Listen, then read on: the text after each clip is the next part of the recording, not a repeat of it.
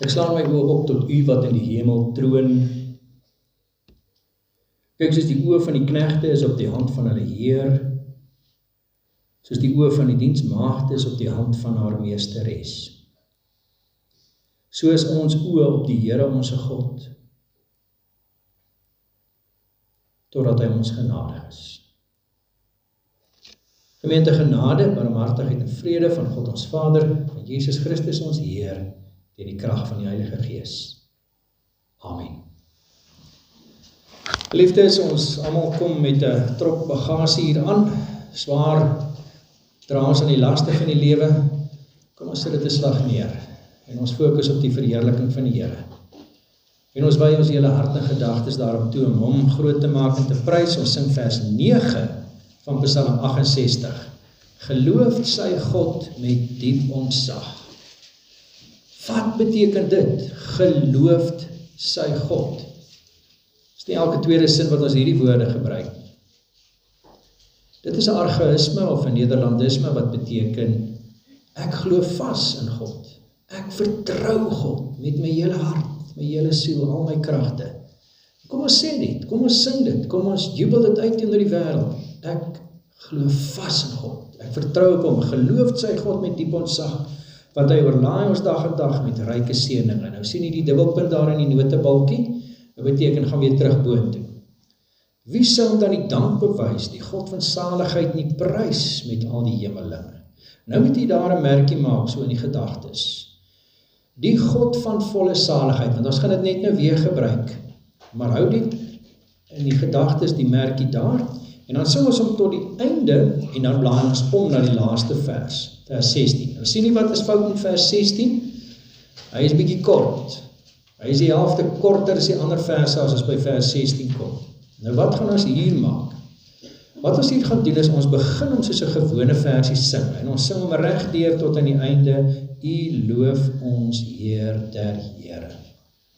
Dan gaan ons die bladsy terugblaai, en begin ons weer daardie woorde, die God van volle saligheid, en gaan ons die laaste deel van vers 16 klaarmaak met die laaste deel van vers 9. Maak dit sin? Ons gaan hom probeer. Ons het hom reg gekry in Magalies, kom ons probeer hom. So ons sing vers 9 deur, ons blaai om na vers 16, ons begin vers 16 gewoonweg, en waar die versie dan nou ophou, blaai ons terug en ons gaan by vers 9, die God van volle saligheid, gaan ons aan tot die einde toe. Kom ons staan en loof ons die Here.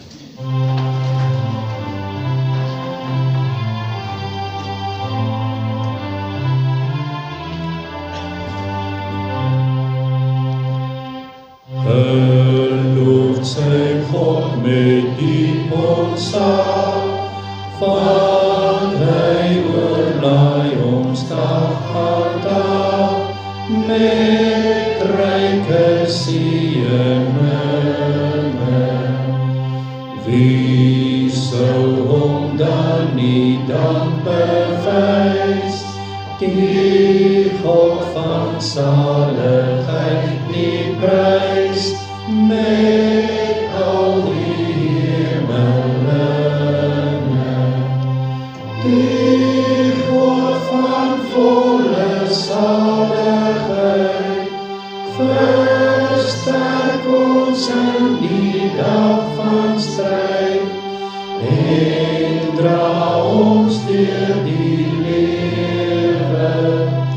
Hy kan en wil en sal en nooit, selfs as ons sinne vernietig, volkome uitkoms gewe.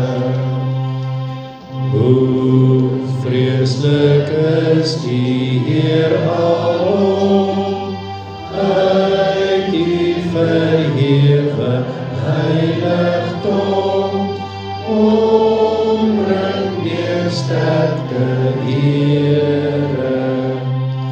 Dis is as God wat wonders werk, en wat sy volk met krag versterk.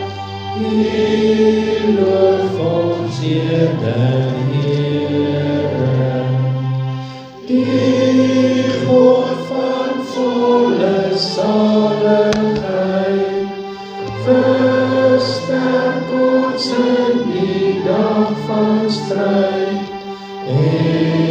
dra ons deur die lewe. Hy kan en wil en sal en doen, selfs as ons sinne vir die dood, volkome uitkoms gewe.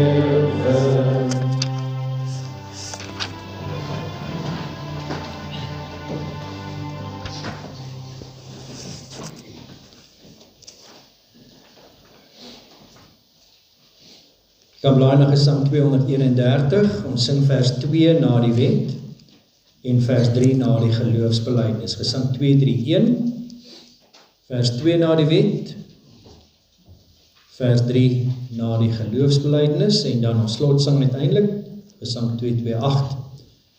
Maar volgende, Gesang 231 vers 2.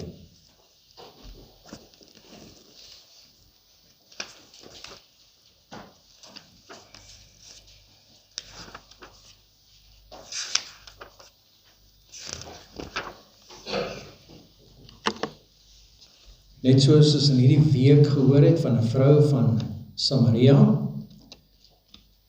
vertel die Here Jesus in 'n gelykenis van 'n man van Samaria, wanneer hy praat oor naaste liefde. Ons lees in vers 25 van Lukas 10, en daar het 'n sekere wetgeleerde opgestaan wat hom versoek het, deur te sê, Meester, wat moet ek doen om die ewige lewe te beerwe? En hy antwoord hom, wat is in die wet geskrywe? Hoe lees jy? En hy antwoord en sê, jy moet die Here jou God lief hê, uit jou hele hart, en uit jou hele siel, en uit jou hele krag, en uit jou hele verstand, en jou naaste soos jouself. Toe sê hy vir hom, jy het reg geantwoord, doen dit, en jy sal lewe.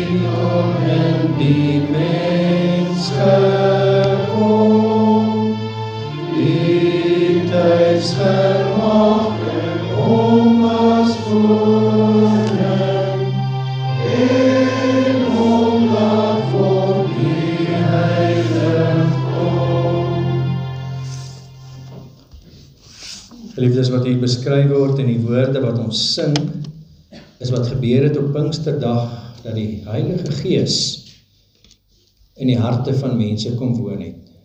Nou vra die Here Jesus in die vraag in Johannes, wat is die werk van die Heilige Gees? En dan antwoord hy, dis die Heilige Gees wat oortuig van sonde en van geregtigheid en van oordeel. En dan verduidelik hy dit. Mense sou nou dink, die Heilige Gees word deur Jesus genoem die trooster. En 'n mens kan so maklik dink, maar dis al wat die Heilige Gees doen. Die Heilige Gees troos ons 'n bietjie as ons bietjie hartseer voel. Maar as die Here Jesus beskryf wat is die hoofwerk van die Heilige Gees, dan sê hy dit, dis die Heilige Gees wat oortuig van sonde en van geregtigheid en van oordeel. Wat 'n genade dat die Here dit doen selfs in ons lewens en harte. Hy los ons nie in ons sonde nie, hy gee vir ons 'n sonde besef, dis dringend nodig. Sê nie, dink dat jy kanker het nie, en jy het kanker, sê jy nooit behandeling daarvoor wil kry nie. Die Heilige Gees laat jy besef, jy het regtig vir God nodig, want jy het sonde. En dan bid ons om die genesing wat die Here gee, wat die harte verander, die harte vervang van klipharte na harte wat kan lief hê, wanneer ons vra, Here, vergewe my sonde.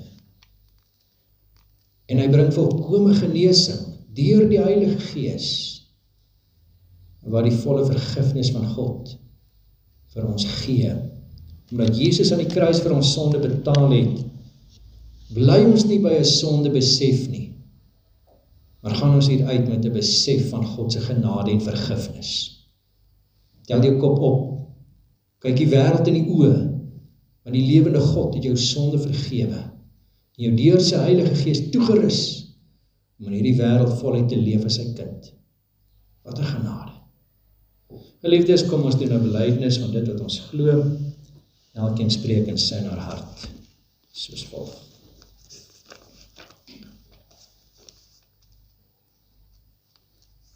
Ek glo in God die Vader, die Almagtige, die Skepper van hemel en aarde, en in Jesus Christus, sy eniggebore Seun, ons Here, wat ontvang is van die Heilige Gees, gebore uit die maagd Maria, wat gelei het, onder Pontius Pilatus gekruisig is, gesterf het en begrawe is, en ter helle neergedaan het.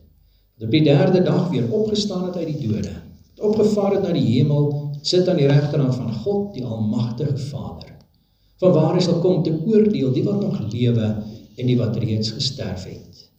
Ek glo in die Heilige Gees.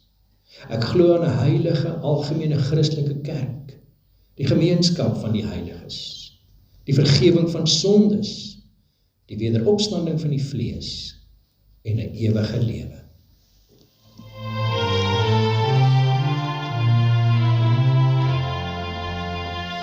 Dank wees genodigd aan die Vader, loof sy verhoogde Seun as Heer, wat sy gemeente hier vergader, en deur sy woord en Gees regeer. Skepper van ons harte, U troue leidsman, Heilige Gees, U waarheidsleeraar, troos en smarte, U by ons hierdie blye fees.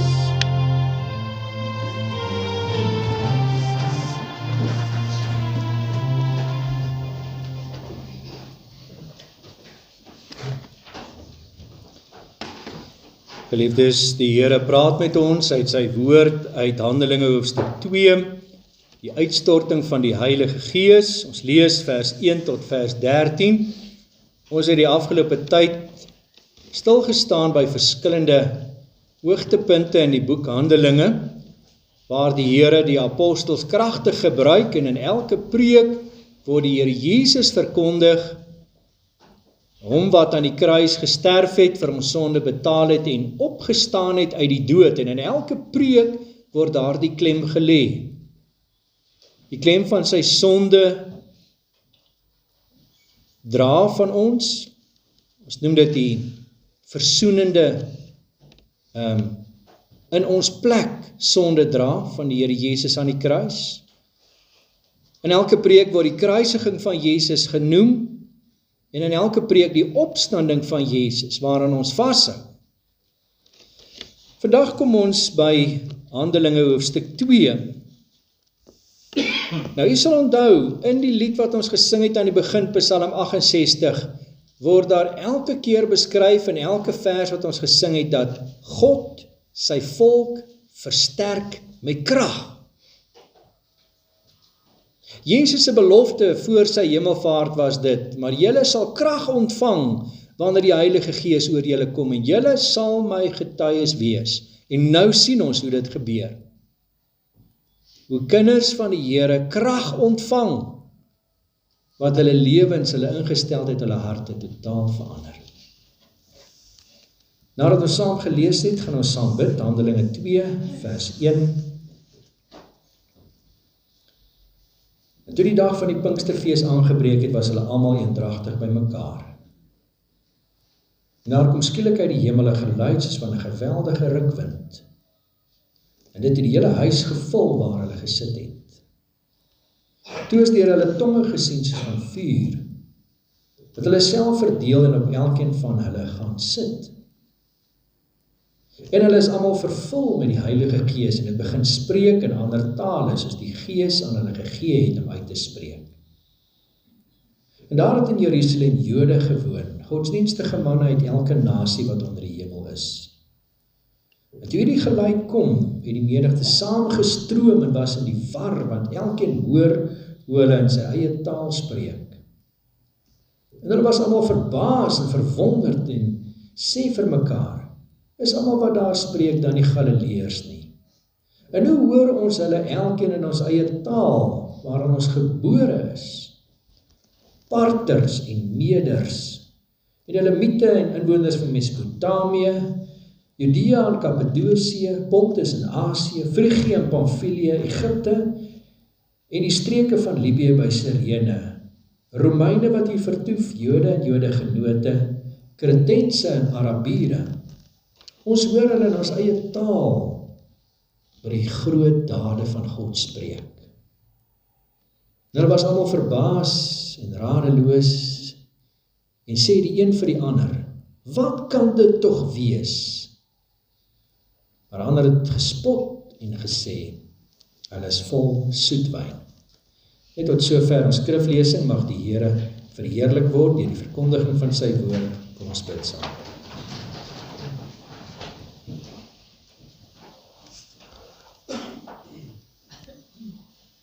Hemelse Vader, U het U Seun gestuur, omdat U die wêreld so lief gehad het. Here Jesus, U het mens geword. U het al ons sondes op U geneem en aan die kruis daarvoor betaal. Here, U het opgestaan uit die dood en die belofte van die Heilige Gees aan die kerk gegee. En vandag vier ons fees, omdat U dit ook volbring het. En ons die volheid van die Heilige Gees kan ervaar, wat ons krag gee, om ook getuies vir U te wees.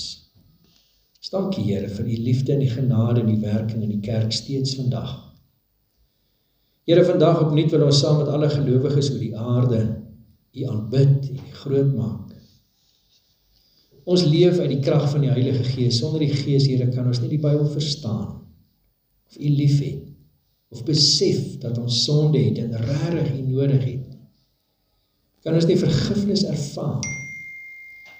Here, het ons nie die vrymoedigheid om in hierdie wêreld U lig te laat skyn en hoop te bring aan soveel mense wat dit nodig het nie. Maar wil U vandag opnuut deur die woord vir ons toerus. Here, dit is ook met groot ontzag dat ons bid. Hier is ek, Here. Gebruik my. Dit vra ons in die naam van ons Verlosser, ons Here, Jesus Christus. Amen. Heidelbergse Katekismus Sondag 12 vra hierdie vraag in vraag 53, wat glo jy van die Heilige Gees? Die antwoord, ten eerste dat hy saam met die Vader en die Seun ware en ewige God is. Ten tweede, dat hy ook aan my gegee is, om my deur 'n ware geloof Christus en al sy weldade deelagtig te maak, my te troos en ewig by my te bly. Geliefdes in ons Here Jesus, vandag wanneer ons nadink oor dit wat die Here Jesus gedoen het, deur sy uitstorting van die Heilige Gees oor sy kerk op Pinksterdag, sien ons die groot oesfees. 10 dae lank het hulle gebid, en op Pinksterdag 3000 siele toegevoeg tot diegene wat genoem word Christene.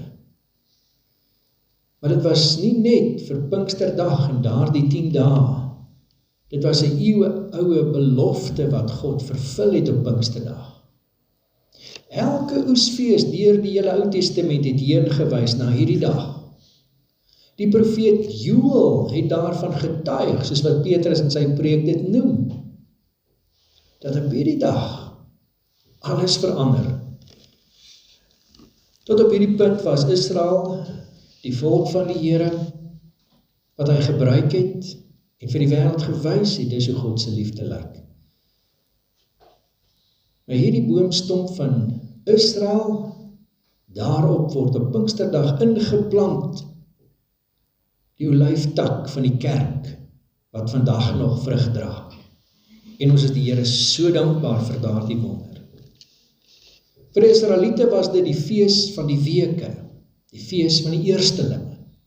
Elkeen het met sy gerfie gekom, gesê, hierdie is die eerste stukkie van die oes wat op die land staan. Ons wy dit aan die Here. Nadat al die koring afgehaal is en die land ten volle sy oes gelewer het, het hulle met die laaste bondel gekom en gesê, hierdie is die vervulling van die oes. Nou sien ons die eerstelinge van die oes met Pinksterdag, wanneer 3000 mense tot bekering kom. Die tema van ons prediking is die uitstorting van die Heilige Gees bring Pinkstervreugde. En hier word vir ons vreugde geteken, wat baie dieper strek as net 'n reaksie, emosie. In vers 1 en 2 kyk ons na die vreugde uit die hemel, wat God stuur, vers 3 en 4, die heilige teenwoordigheid van God in elke gelowige wat vreugde bring, en dan vers 5 tot 11, vreugde vir die volke. Vreugde uit die hemel, vreugde in elke kind, vreugde vir die nasies. Op sy tyd en op sy presiese tydsberekening laat God sy woord in vervulling gaan, die belofte wat die Here Jesus reeds vir die apostels gegee het, dat hy die trooster sal stuur, dat die trooster hulle in die waarheid sal inlei, dat hulle krag sal ontvang, en hier gebeur het. Lukas beskryf hoe dit skielik, die hele dorp, daardie deel van Jerusalem, geruk word deur 'n geluid uit die hemel. Dis God self wat neerbuig en die wêreld opnuut aanraak, soos met die geboorte en menswording van Jesus, soos met die kruisiging, soos reeds in die Ou Testament by Sinai, waar God met sy volk gewerk het. Genesis 1 vers 2 skets vir ons hierdie toneel van 'n aarde wat woes en leeg is, en die gees van God wat sweef op die waters. Reeds by die skepping was die Heilige Gees betrokke.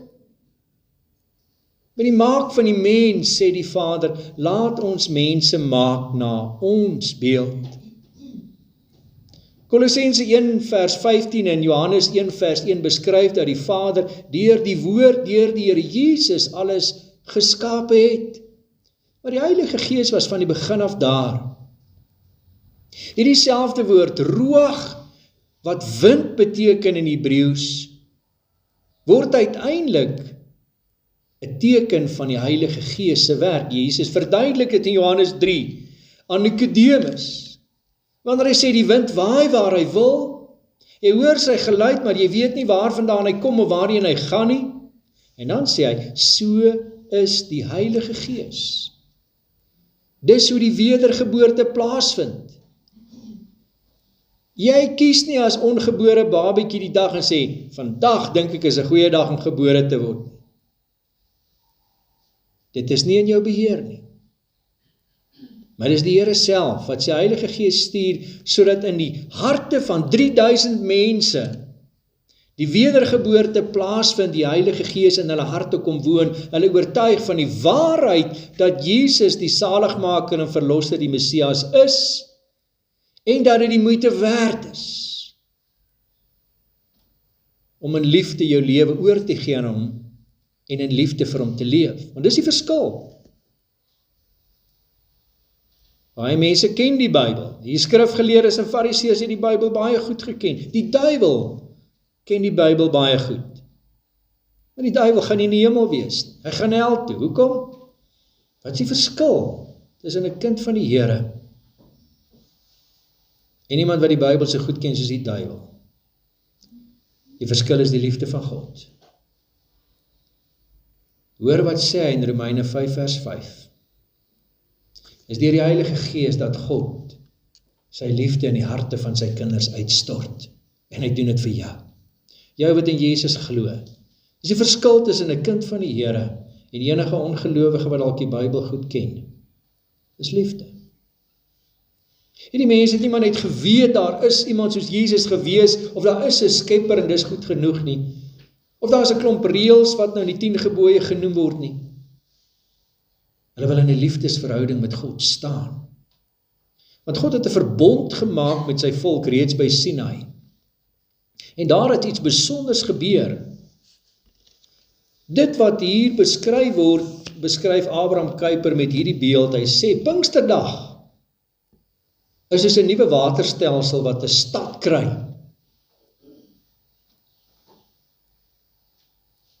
Daar is 'n nuwe dam. Daar is 'n nuwe pypleidingstelsel wat na die stad loop. Op Pinksterdag word daar die krane oopgedraai dat die volle stroom na die stad toe kan loop. Elke huis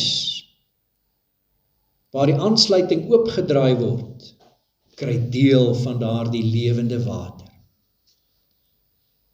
Die Heilige Gees is uitgestort oor die ganse kerk, oor al die eeue van alle tye, en elke gelowige het die Heilige Gees wat in sy en haar hart woon. En die oomblik as hy in jou hart kom woon, word die kraan oopgedraai vir jou persoonlik dat jy die lewende water drink, glo dat Jesus God is, soos die vrou by die put, en 'n kind van die Here word. Kry deel aan die lewende water. Dit geld steeds vandag vir elke kind van die Here. Maar wat ook teenwoordig is die 4 vers 3 en 4.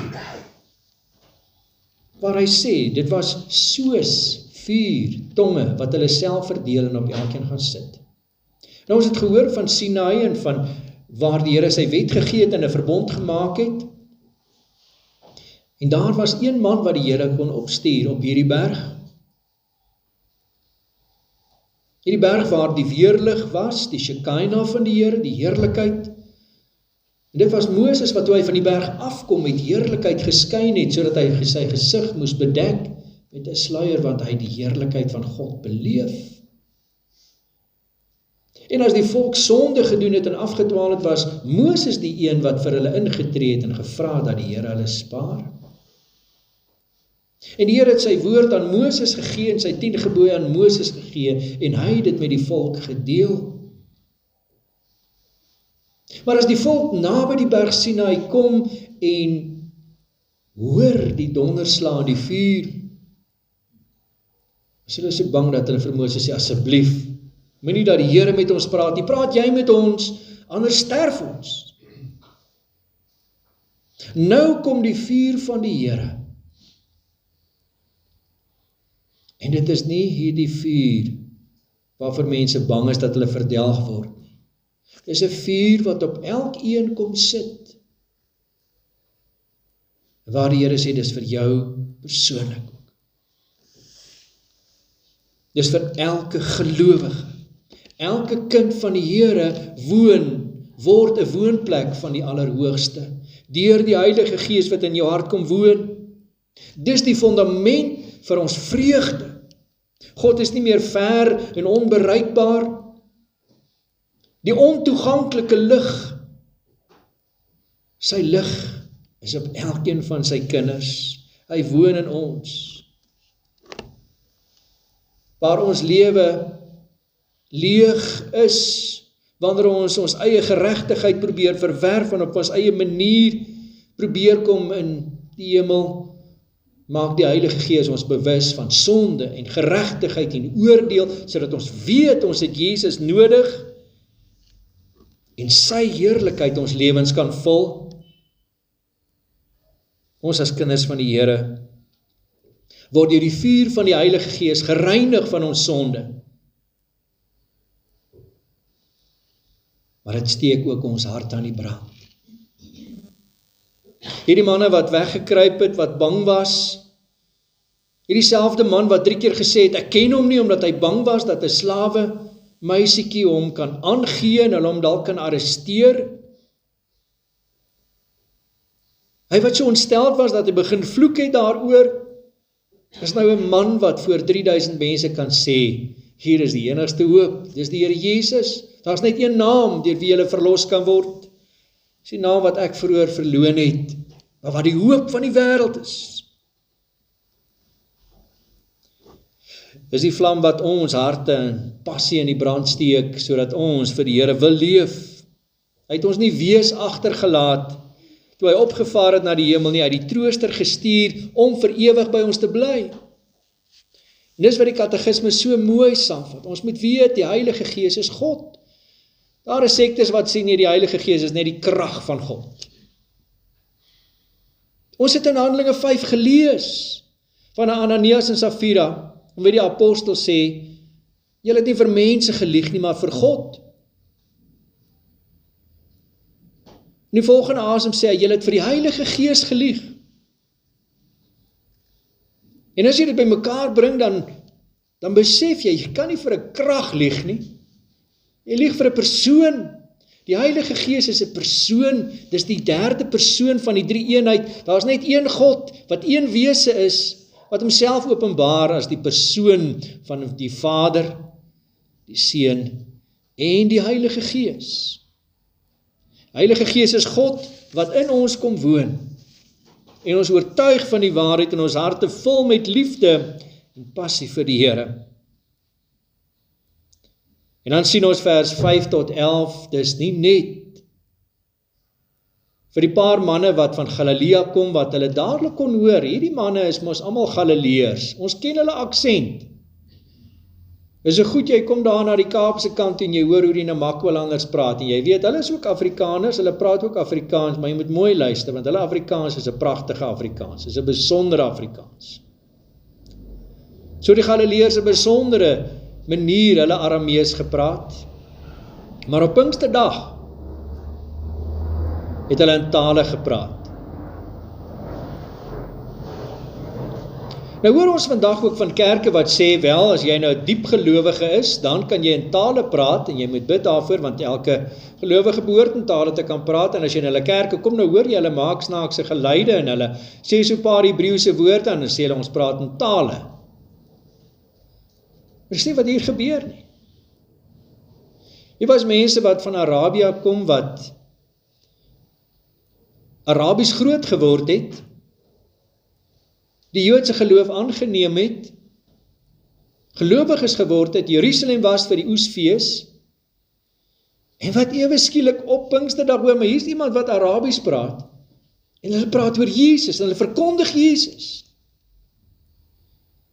Selfde met daardie Romein, wat in Rome groot geword het, of in Italië, en Latyn was sy moedertaal, en hy staan nou tussen daai trop mense, wat hierdie snaakse, hierdie rukwind gehoor het, en hulle kom kyk wat gaan aan, en hy hoor daar tussen daai trop, daar is 'n ouetjie wat Latyn praat, dit is my moedertaal, en hy hoor hoe praat hulle van Jesus, en dat hy verlosser is, wat my sonde vergewe. En as jy op die kaart gaan kyk, reg oor die wêreld, van die noorde, waar die mense van Mesopotamië is, waar die bomme vandag in Iran val, ons het gehoor van die Arabiere aan die weste kant, ons het gehoor van in die suide kant, die Egiptenaars wat daar was, ons het gehoor selfs die ouens van die eiland Kreta, wat daar was, en in hulle eie moedertaal, hoor die wonders van God. En ek is seker, as daar 'n boer was, het hulle ook Afrikaans gehoor. Wat sê dit vir ons? Dit sê vir ons ontsaglik baie. Dink mooi daaroor. Elke groot geloof ontstaan binne 'n bepaalde kultuur. As jy 'n Judaïs is, wat sê, die Torah is die Bybel, en dis al wat jy nodig het, dan gaan dit jou baie help om Hebreëus te leer van kleins af, soos wat die Jode dit doen vandag nog. En as jy 13 jaar oud is, dan kan jy 'n klompie van die Hebreëse goed opsê. Of as jy 'n moslim is, wat glo, die Koran het in Arabies ontstaan, so as jy die Koran goed wil ken, dan gaan jou baie help om 'n bietjie Arabies te ken.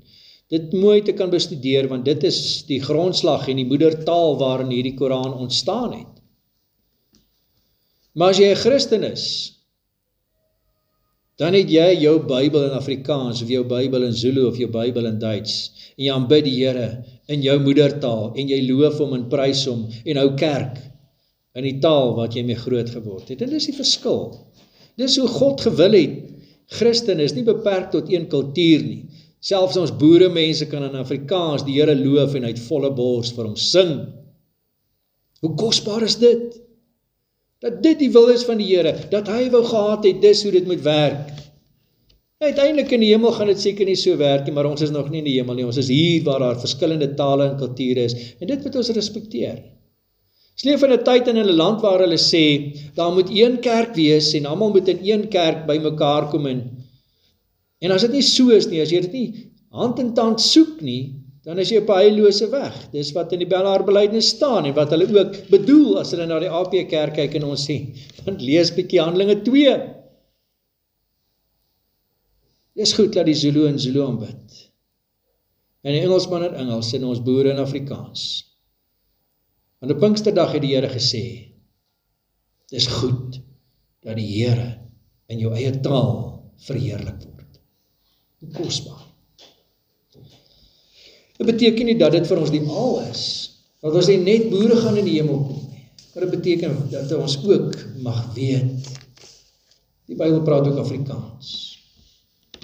Die Here is ook 'n God wat hom oor ons mense ontferm. Die vreugde, te midde van spot, sien ons in vers 12 en vers 13. Baie mense was verbaasd gevra, maar wat gaan nie aan? Wat het hier gebeur? Hoekom is hierdie mense so opgewonde en bly? Nou was altyd nou maar 'n paar ouens wat wou spot en sê, nee, die ouens is dronk, joh. Hulle het te veel wyn gehad. Nou hoor ons die hemelsin van die Here in Petrus se preek, wanneer hy begin om te sê, hoor die ouens, dis nou maar eers 9:00 in die oggend. Ouens wat regtig drink, hulle drink eers na werk in die middag 4:00 of 5:00. Maar wat hy eintlik bedoel, en hoe dit ook pragtig gestel word deur sommige van ons briljante eksegete, is dat hierdie is 'n sober dronkenskap. Nie mense wat dronk is van wyn nie. Mense wat so gevul is met die Heilige Gees, dat daar niks is wat hierdie vreugde kan keer nie. Hulle kon nie stil bly nie. Hulle moes praat oor die Here Jesus.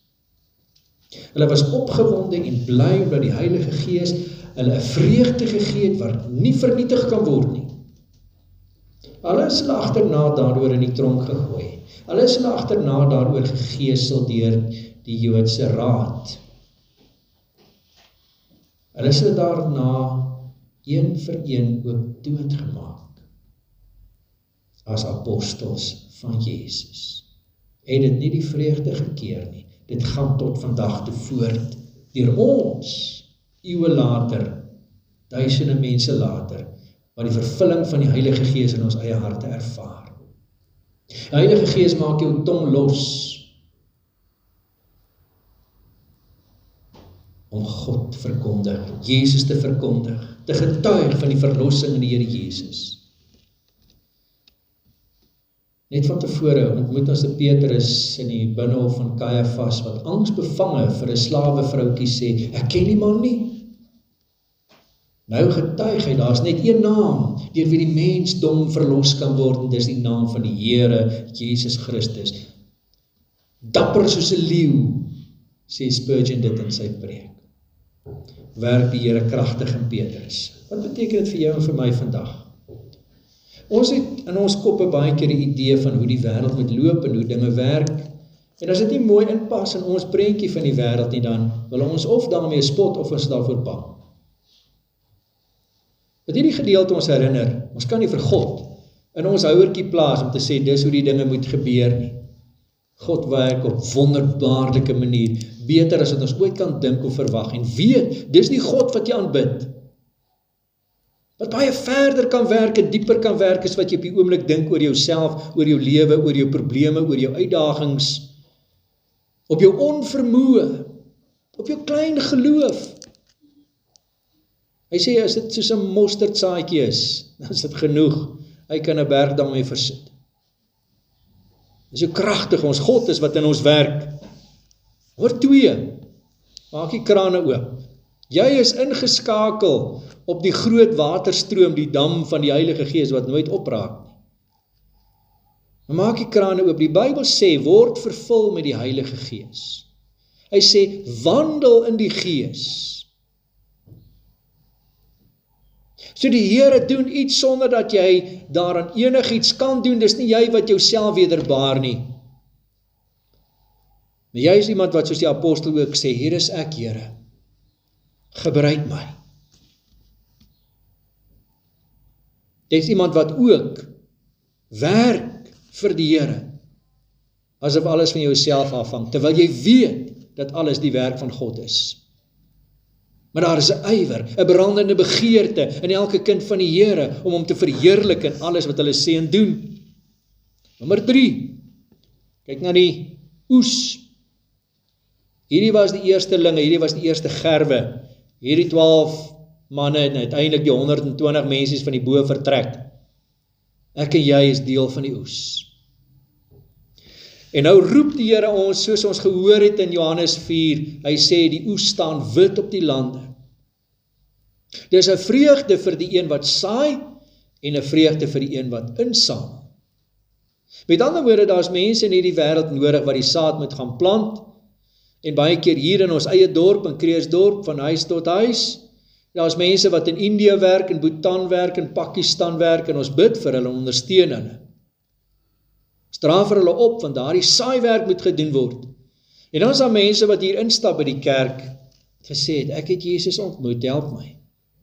En dis ons wat daardie oes mee verder werk om te sê, maar dis wat Jesus leer, want hy sê ook, nadat hy gesê het, maak disippels van al die nasies, leer hulle om alles te onderhou. En dis waarmee ons besig is ook in ons kerk hier, ons leer mense om alles te onderhou wat die Here Jesus vir ons beveel het. Laastens, is die Here wat ons vreesloos maak, want ons het baie keer maar 'n beklemming hier om die hart. Ek is nie 'n prater nie. Ek is nie ou wat soos 'n Billy Graham vir duisende mense kan sê, en op 'n mooi manier kan vertel nie. Maar weet jy wat? Die Here gebruik jou net as jy is, waar jy is, op die oomblik in jou lewe, en in sy koninkryk. Baie keer is dit net jou stukkie liefde van Jesus wat jy deel, wat genoegsaam is in die proses waar hy met iemand werk. Dalk net jou glimlag, jou genadige oë, jou handdruk, jou boodskapie, jou versie wat jy WhatsApp, iemand se hart te bereik, nie ophou nie. Deel die vreugde, die Pinkstervreugde. Is nie bedoel om binne die bovertrek te bly of hier in die kerkie te bly nie. Dit beteken in die wêreld uit. Mense hoor, daar is een naam deur wie jy verlos kan word, die Here Jesus. Dit moet in die strate, in die tempelhof, in die binnepleine en oral weer klink. Die graf is leeg. Daar is een man op die troon. Een mens in die hemel, die Here Jesus Christus wat regeer. Sy Heilige Gees is uitgestort. Die Here van die oes is nie afwesig nie. Hy is deur sy Heilige Gees hier vandag. Hy lei ons, hy troos ons, hy vul ons harte met vreugde. Hierdie Pinksterfees is herinnering. Elke keer as ons in die kerk kom, is 'n nuwe ontmoeting met die lewende God, wat ons wil seën, nie sy seën mis nie. Dit is so kosbaar. Hy het opgestaan, en sy vuur brand in jou hart. En mag hierdie liefde wat hy deur sy Heilige Gees in jou hart stort, oorloop. Amen. Kom ons bid daarvoor. Hemelse Vader, hier aan die begin van die oestyd, kom ons opnuut saam met ons boere in ons landbougemeenskap na U. En ons Here, ons sien die mielietjies staan op die lande, maar wees ons landbougemeenskap genadig, wees ons boere genadig, Here. Ons bid vir daardie oes, ons stel dit in U hand, en ons vra, Here, ontferm U oor ons mense. U self is die Here van die oes, dis hoe U self beskryf, wanneer U daaroor praat, Here Jesus. En ons vra, dat U die oes seën. Here Jesus, so bid ons ook vir die geestelike oes wat ons hier sien in Handelinge 2 En ons bid, Here, gebruik ons ook om in hierdie wêreld U hande te wees, wat versorg, verbind, genees. U mond te wees met lippe wat gesalf is deur die Heilige Gees, wat woorde kan bring, wat genees, wat ontferm, wat liefde betoon. Here, gee ons 'n ingesteldheid, wat passievol, met vuur, getuig van die hoop, wat hierdie wêreld so nodig het. Maak ons 'n gemeente, wat lig in duisternis is, en oral waar ons kom, hierdie boodskap gebruik. Kom, kyk, hier is 'n man, wat ons nie net vertel van ons sonde nie, maar hoe ons daarvan verlos kan word, en die vreugde, om in sy kragveld te leef. Amen.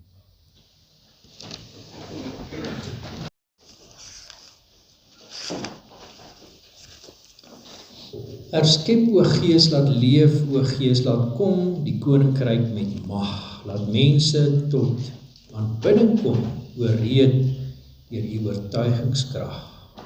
Vers 3, o Gees, verlos, laat mense vind die wonder dat 'n sondaar weer met God die Vader as 'n kind in 'n gees en waarheid kan verkeer. Kom ons sing vers 1 en vers 3, Gesang 228.